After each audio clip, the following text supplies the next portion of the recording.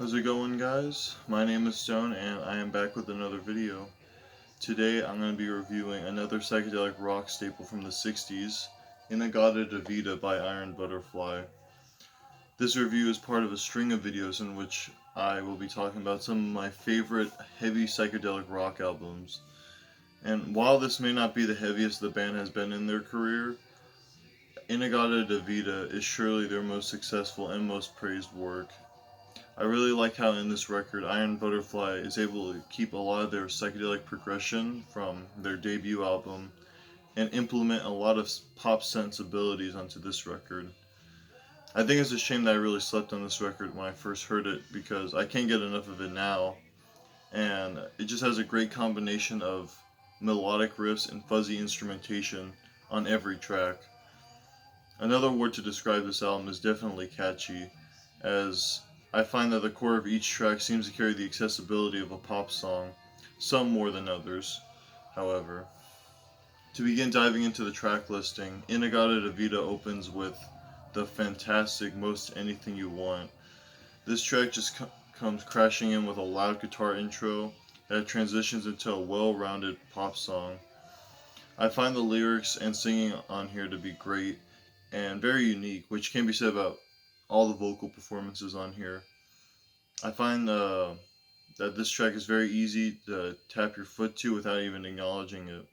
And while I mentioned it was a pop song, um, there's qualities like the guitar tone and the organ solo near the end that really encompass the band's psychedelic capabilities already in the beginning of the album. Then we get to the next track, Flowers and Beats, which is an incredible song, definitely my favorite on here.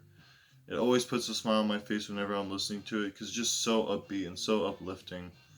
The vocal performance is lovely, the lyrics are lovely, and um, the drum work throughout the song is very well structured and just is a blast to play on drums.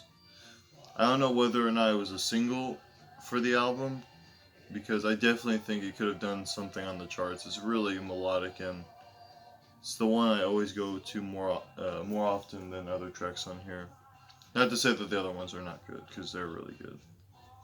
The next track, My Mirage, the one that's currently playing, then comes in with a hazy organ melody that the rest of the band can replicate and help continue that fuzzy atmosphere, even with the singing, I'd say.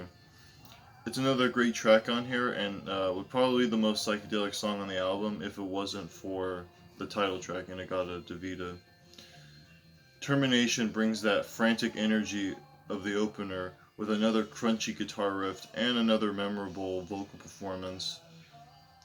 And while I do wish the track was a bit longer, I'd say that the last minute of it, where it gets just really quiet and very peaceful, is a highlight from this record. We close side A on the bombastic track titled Are You Happy?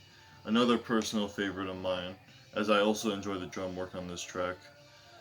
Looking beyond just the drums, however, I think Iron Butterfly really captures the song, or captures the sound of heavy psychedelic music in this track excellently and brilliantly. And I say brilliant just because that they're able to intertwine it with relatable lyrics and put them behind an excellent groove and an excellent tone in the guitar, giving those who are new to the genre an easy listen. And while I'm at it, this could be said about every song on the first side of this album.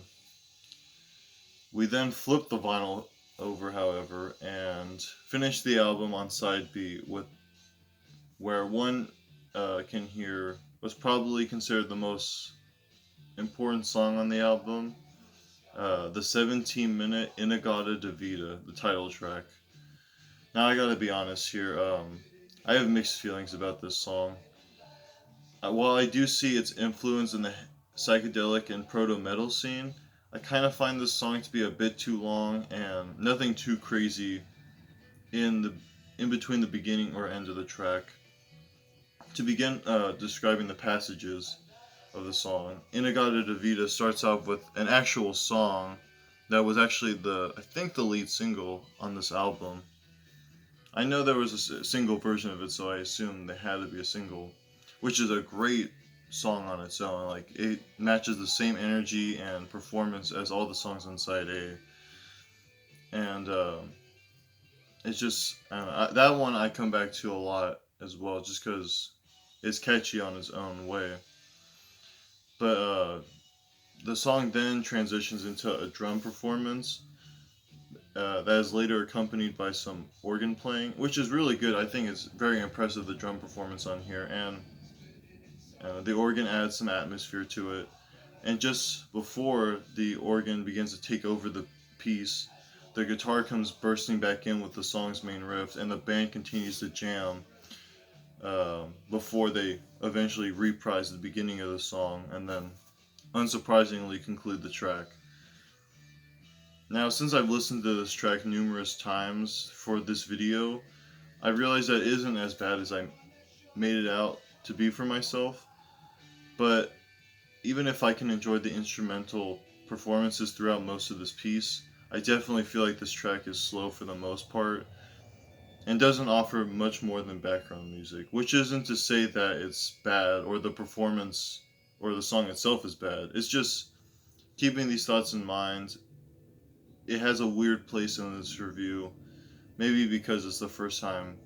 I don't know. I'm saying something not pleasant about a track, but nevertheless, it's still a good song. Honestly, I'm slowly learning more to appreciate the full bit. Of course, I'm talking about. I'm not talking about just the 2.5 minute single, because that song is really good.